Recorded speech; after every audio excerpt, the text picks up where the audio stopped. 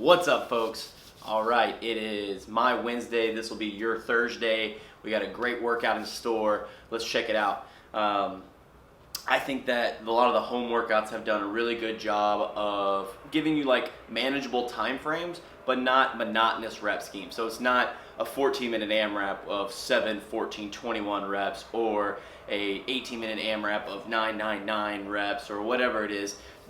The home workouts have been giving a specific kind of ascending ladder type rep schemes, or work for this long, off for this long, to try to break up the monotony that really is these home workouts. So this one's no different. It's a 14-minute AMRAP with an ascending ladder, 2, 4, 6, 8, 10, 12, 14, for as long as you can get, for as long as you can go, for any reps you can get. So it starts with hand release push-ups, and then we move on to a calorie bike or jumping lunges, and then onto a dual suitcase deadlift, either with kettlebells or dumbbells, or if you're using a backpack, to use a backpack for the sumo deadlifts.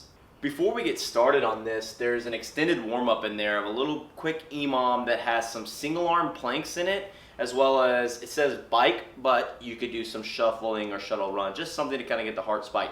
I really like that single arm plank because it allows you to start learning how to fight rotation while trying to maintain control. So it's a really great movement. When you're doing it, you don't have to just hold one arm plank the whole time. You can just lightly lift your hand up off the ground, kind of fight that rotation, and then switch to the other side. If you're capable of just doing the full minute or 30 seconds or the full 20 seconds on one hand, do it. I think that's great. I think that's really building up some serious strength there. I think the hardest part of the workout itself, the actual AMRAP, is going to be the hand release push-ups. I think that it can really add up very fast the amount of push-ups that you're doing. Even if you're like a push-up ninja, it could really get to you really fast. That volume can add up, and you could get kind of that burnout feeling. So we want to make sure that we manage those reps really well, breaking them up as needed and going through it. The other stuff, the jumping lunges and the deadlifts, are going to be kind of your heart rate spikers. There's not as much difficulty there, but we still want to kind of breathe through them and prep to get back to the push-ups, maybe even taking some of the load off our arms to kind of give them a little bit of a break. So on the push-ups, the main thing that I always preach to everyone is elbows positioning, right? So we don't want the classic PE push-up where our elbows are flaring out to the side. We want to keep those elbows in nice and tight. That creates the proper rotation of our shoulders, right?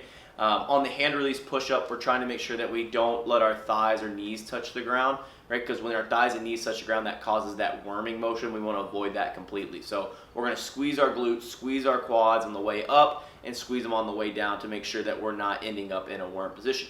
If you find yourself doing hand release push-ups and worming, avoid the hand release part, right? Just touch your chest to the ground and press up, basically doing a standard push-up, or maybe even shorten the range of motion on that standard push-up to where you don't end up worming even on that one, okay? You can always scale your push-ups to going to the knees. You can do hand release push-ups on the knees. It's important that you still move your body as one unit, and you can always maybe put your hands up on an elevated surface to kind of take some of that tension off as well. So a couple options there for the hand release push-ups. The main thing is I want to be able to do 2 to 4 reps every single time, quick shake out of the arms, and get going again.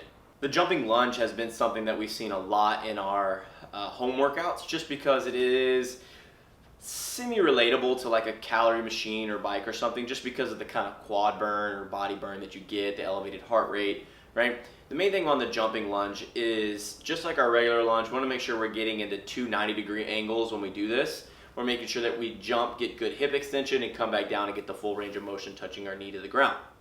Now, that's hard to do, especially when you're trying to maintain proper knee traction, right? We always want our knees going out, not in, so that's important. So if that's a challenge for you to even jump, or to make sure that the knees aren't collapsing in whenever we land, then go to regular lunges, but try to do them quickly.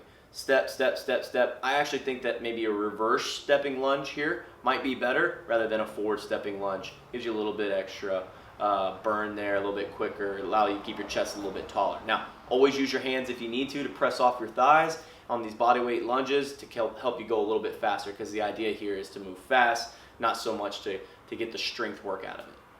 And the last part is the deadlifts, right? If you're using dumbbells or kettlebells, or maybe one dumbbell, it doesn't matter. You still want to make sure that, just like any other deadlift, that we're squeezing our belly and we're squeezing our glutes at the top, right?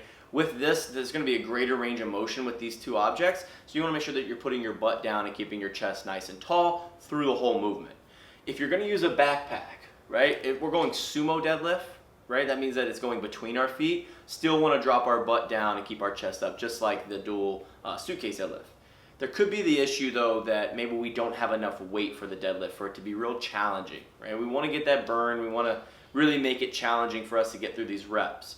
So one thing that you could change it to maybe, okay, is going to maybe a single leg deadlift where we're using our dumbbell to kind of alternate legs, doing single leg, or maybe our backpack to do single leg, or we could do glute bridges, whether it be single leg glute bridges or dual leg glute bridges, whatever.